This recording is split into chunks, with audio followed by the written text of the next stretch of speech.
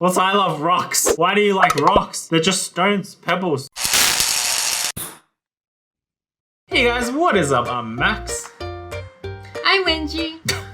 What's happening? Did you disconnect on the internet? Why are you so slow today? Okay, well, whilst Pink Unicorn recalibrates from her internet lag, today we're going to be checking out some true story animations that actually happen. Ooh, I like these. Yeah, and they're interesting because they actually happen. I think that's what makes it interesting. That's my take on it. Yeah, let's see if we can relate to these. First story, allergic to water. Okay, can't relate to it. Cannot relate to it. Ignore everything we just said. Cannot relate, but actually happened. Hey, I'm Victoria, and I was only 14 when my whole life changed.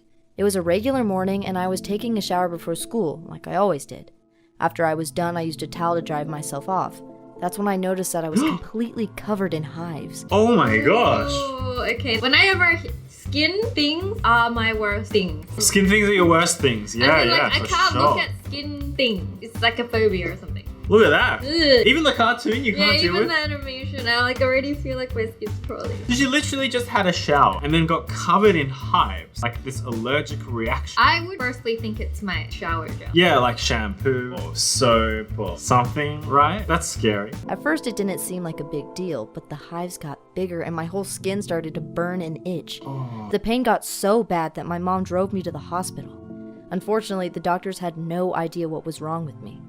Finally, after 3 days inside the hospital, they diagnosed me with aquagenic urticaria. Aquagenic urticaria. They always have fancy names for stuff like that, which can be simplified to something very simple. Yeah, it means allergic to water. The weird thing that I'm confused about is she's like school age in this story. Has she not ever showered? Why did this happen that particular day? Sometimes allergic reactions just happen, right? Like you can suddenly become allergic to something. Do I look like an aquagenic urticaria expert to you? I don't know, but why did it just happen that day? Like I'm assuming she showered like many days in her life. Yeah, but maybe that was a build-up to this crazy erratic explosion. Which is a fancy way of saying water allergy. Yeah.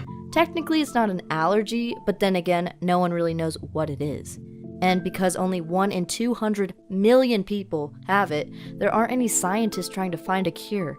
It really sucks. What? How bad would that be? Having a disease so rare that no one can be bothered. Well, I'm not even sure whether it's like bothered. To find a cure, you need enough cases to study. Yeah. To draw some conclusions. True. There's not enough. There's not enough people to create a case. Dang, that's so bad. When I got my diagnosis, I became seriously depressed because I thought my life was over. I mean, what boy would ever want to date a girl that doesn't take showers? I wanted to cry, but I couldn't because even my own tears cause rashes on my face. Oh no. That is kinda not cool. Hey, what a great excuse to not have to take showers. How do you drink water then? Oh yeah, how does she drink water? Is it only the outside of your skin that's allergic? I don't know. Oh my gosh, I didn't even realize that. Life felt so unfair. But when my mom saw how I was feeling, she bought me a book called Life Without Limits by Nick Vujicic. He was born without legs and arms, yet he managed to create an extraordinary life for himself. Reading his story encouraged me to stop complaining about things I can't change and instead to focus on things that are in my control. Like, I always dreamed of becoming a professional soccer player, but since I'm allergic to my own sweat, I had to give up on that dream. Yeah, I guess so. But you know what? You have arms and legs. At least you have arms and legs, you know what? There's always someone out there that will help you stay grounded. Right. You know, if it all seems too much, just read about some other inspirational stories and get some perspective. Maybe you'll feel a bit better. But instead of complaining how unfair the world is, I just chose a new career. Now I want to become a doctor and help other people. Ooh. Maybe even find a cure for an unusual condition like me. And I'm kinda lucky because where I live, it always rains. That means that most of the time I can't leave my house, so I have plenty of time to study. Oh, another great excuse for me to never leave the house. I mean, okay, it sounds a little weird, like I don't want to belittle the disease, but what an excuse. I can't leave the house. Well, Pink he Unicorn. doesn't cry either. True? Or shower. I do sweat though. That's not Oh, good. true. You do sweat a lot. I'm a sweaty Wait, unicorn. but then that's an excuse for you never to do exercise. Oh! Oh, and in case you were wondering how I clean myself, I actually take one cold shower once a week. Yeah, afterwards I'm covered in hives and rashes for the rest of the day, but at least I'm clean. So you don't need to feel sorry for me, because overall, I'm doing pretty fine, and there are plenty of people who have it much worse than me. I just wanted to share my story, and thank you for listening. Wow. Well, that was like a nice story in the end. Yeah, I think you have allergy medication, right? Yeah. So maybe you could take some before you shower and you might have hives, but it may not be as bad. Yeah. Just goes to show there's a way around every problem. Even water allergies, as Right? crazy as it sounds. I'm still wondering how she drinks water. Maybe it's just the skin. Makes me wonder.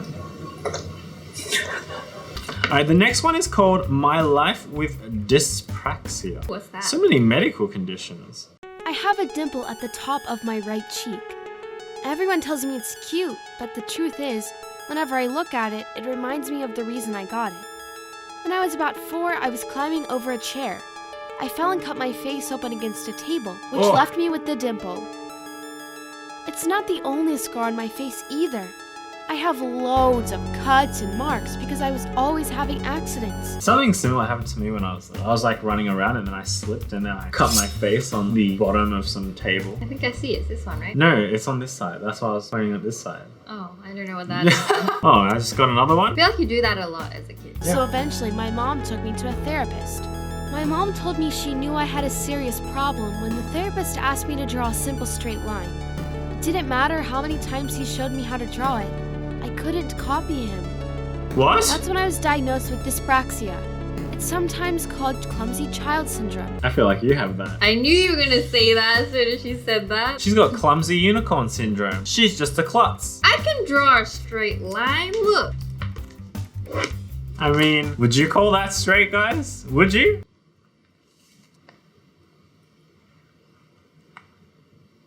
Official proof that you have clumsy unicorn syndrome. Let's not go diagnosing ourselves. Alright. So that's why I was falling over all the time. Dyspraxia means I have problems with muscle control, affecting my movement and coordination. My brain has difficulties with processing information as well. Facts go in, but they fall straight out again, so I can't remember things. Oh no. That happens to me too. Yeah, it does. Yeah, that happens to me. I'm like, what happened? Just remember anything. Like my phone number. Yeah, I still don't remember. I used to get in rude. trouble at school because teachers would explain something to me, but 5 minutes later, I'd forget what they just said. Everyone thought I was being the class clown when I said I couldn't remember, but I was telling the truth. After a while, it wasn't so funny.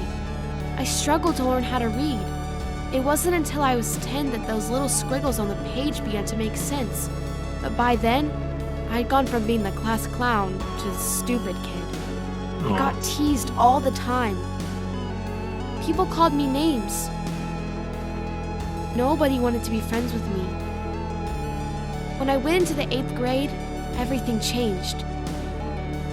I had a new teacher. She was really patient and kind. She arranged for me to be tested for dyslexia. And I discovered I wasn't just dyslexic.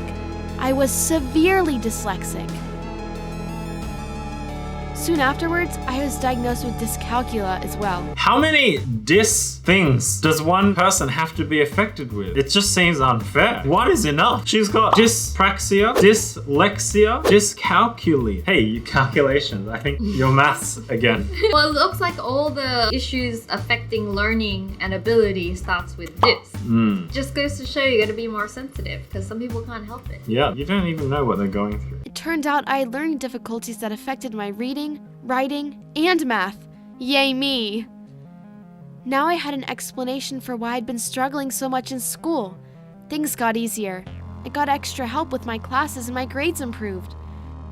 Some people still teased me, but when I told them about my diagnosis, most kids were understanding. I even made a few good friends, and we That's used to hang nice. out together during lunch, talking about comics and movies. Oh, Deadpool! I approve. Me too. Captain America, Batman. Yeah, they're kind of like mashing universes here, but you know what? That's fine. There are good things about having learning disabilities. Although I struggle with academic subjects, I'm really creative. It's like my mind's bursting with ideas all the time. Oh, and I have another to express them similarity. with art. I recently won a local competition for one of my paintings. I was in the local newspaper and everything. Although my early years at school were really hard because of all my learning disabilities, I feel like being dyspraxic has made me a stronger person. I have good friends who love me for my strange little habits and understand that when I forget their name, it isn't personal. My brain just can't remember information very well. I see the world in a very different way to most people, and that's okay. My learning disabilities might mean I process information differently, but I'm not stupid. I've been watching loads of videos about psychology, and I love figuring out how the brain works. Maybe when I'm older, I'll become a psychologist and help kids who have dyspraxia and dyslexia, just like me. Oh, that's nice. Something good can always come out of a supposed problem. Yeah, what a nice little story there. All right, the next one is my dad hated my boyfriend. Oh, drama. I had my first boyfriend when I was 17. His name was Michael, and he was sort of the complete opposite of me. While I was working hard to get good grades, he didn't care about school at all. He was pretty smart, though. The bad boy. Wait, he was bad, but he was smarter than you? Naturally smart. Yeah, that's a bit frustrating, but hey, you know what? Good for you, Michael. Much smarter than me. Whenever I was with him, he made me feel safe. Like there was one time when we were in a trade station late at night, and two bad-looking guys came over to us. I was so scared. That one bad-looking guy shirt, it said, I love rocks. Rocks. What's I love rocks? Why do you like rocks? They're just stones, pebbles. You just like them. There's nothing wrong with liking what you like. Michael stayed cool, and he just talked to them until they were all laughing. I never saw him nervous or afraid. Oh, that's a new strategy. Have some like punks walk up to you and threaten you, and all you gotta do is just chat him up. Crack some jokes. Yeah, just like hit on him. What? They're just being friendly. He was always charming and confident. That's why so many girls in my school were after him. When I finally invited him over for dinner with my parents, I was really nervous because I knew he wasn't the kind of guy my parents would like. What do you mean? He's charming, smart, handsome, knows how to deal with dangerous people. What kind of person are your parents after?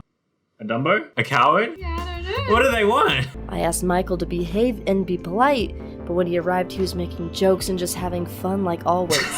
What kind of shorts do clowns wear? I don't know I like that Yeah, I like it already. I suppose he was just being himself, and he did make me and my mom laugh a lot. joke. Have you seen the new movie Constipated? It hasn't come out yet.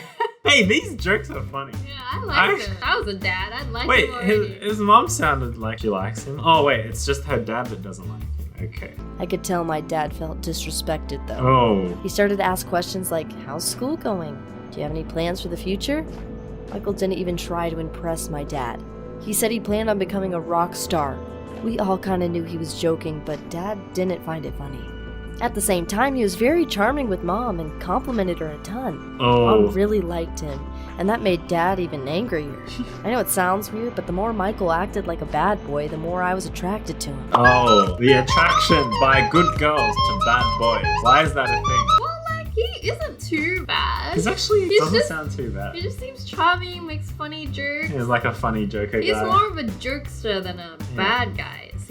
Daddy with the hole up his bottom doesn't like him. I sound like the dad. I could be this dad. Yeah, I think you could. I'd be like looking at Mia's new cat friend. You good enough for Mia?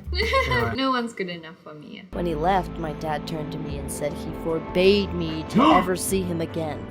I thought he was just saying it in the heat of the moment, so I didn't think much about it. But when I tried to go out and meet Michael the next day, Dad locked the door You locked the door? That is extreme. Wow. A prisoner in your own home. and said I wasn't allowed to go out after school until I turned 18. He said I had to focus on my studies, not go out with some boy. My 18th birthday was still 6 months away. It was so unfair. I hadn't done anything wrong, so I decided to sneak out anyway. Oh. After I left, I sent Dad a text to tell him I'd be back at 8 and not to worry. Wait, she snuck out and then said, I'll be back. Not very sneaky. Well, she's just a good girl, you know? Don't Well, want her good girl story. is turning into a bad girl. Well, only because Dad is overprotective. True. My date with Michael was fun, and he was really understanding when I said I had to go home, but I was really nervous when I came back home. Dad Uh-oh. was already waiting for me, and I was Uh-oh. expecting him to yell at me, but to my surprise, he apologized. He said he'd been wrong to try to ban me from seeing Michael, and I was old enough to decide for myself who I dated. He finished by warning me to be careful, though. I hugged him and told him he was the best dad in the world. What an interesting reaction. Like, he kind of just had a 180. Well, she was nice enough, again, to tell him that she was gone. I guess think the so. reaction would be different if she was She didn't tell him. completely sneaky. Alright, well done. Now, I knew Dad was okay with me seeing Michael, so we carried on dating. But over the next few months, I started to notice things I just couldn't accept. For example, one time he laughed when he saw a homeless person slip on ice. Another time we accidentally left a restaurant without paying. I knew the waitress would have to pay for our food out of her own money, but he refused to go back and pay, saying we deserved a free meal. So I had to go back and do it for him. The most irresponsible thing he did, though, was to get a dog, even though he didn't have enough time to walk him or even enough money to buy him proper dog food. Instead, he just threw the dog out in the yard to walk himself and fed him scraps of his own food. Oh, poor doggy. You can only get an animal if you can look after it, okay? It's a big commitment. It is. Right? Almost like a little child. That's right. Especially a dog. Correct. Dogs require much more care than a cat. And attention. That's why we don't have dogs. Yeah, because we know that we wouldn't be able to give it the attention that it needs. That's why we got 2 cats, and cats are more independent. And also, there's me that I do most of the looking after. This one probably wouldn't be able to, but that's why we And there's also 2 of them, so they keep each other company. True. They are the best of friends now. They are always together. Always. It is strange. Yeah. I woke up and always 2 of them. Yeah, it's quite cute. The poor dog was so skinny you could see his ribs. That's when I realized that Michael was sort of a jerk. He was irresponsible and didn't seem to care about other people or animals. I finally decided to break up with him. Dad was right. I deserved better. Luckily, there was no big fight. Michael seemed a bit surprised, but didn't seem to mind either. So I asked if I could adopt his dog. To my relief, he said yes.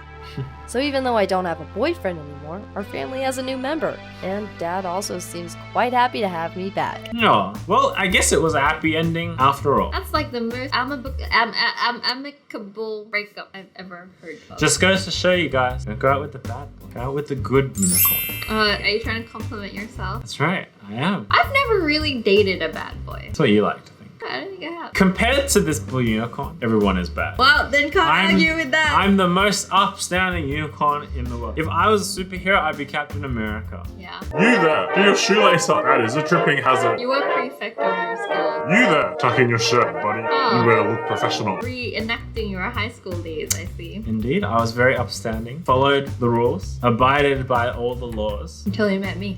You are the downfall of this blue unicorn. I feel like, I like to make my own decisions. You like to make your own rules. Anyway, guys, hopefully you enjoyed those true story animations. They're all super interesting. I can't believe they're all real. Yeah, well, let us know what your favorite is down below, and we'll be back tomorrow with another episode. So we'll see you guys then. Bye. Bye. Love you.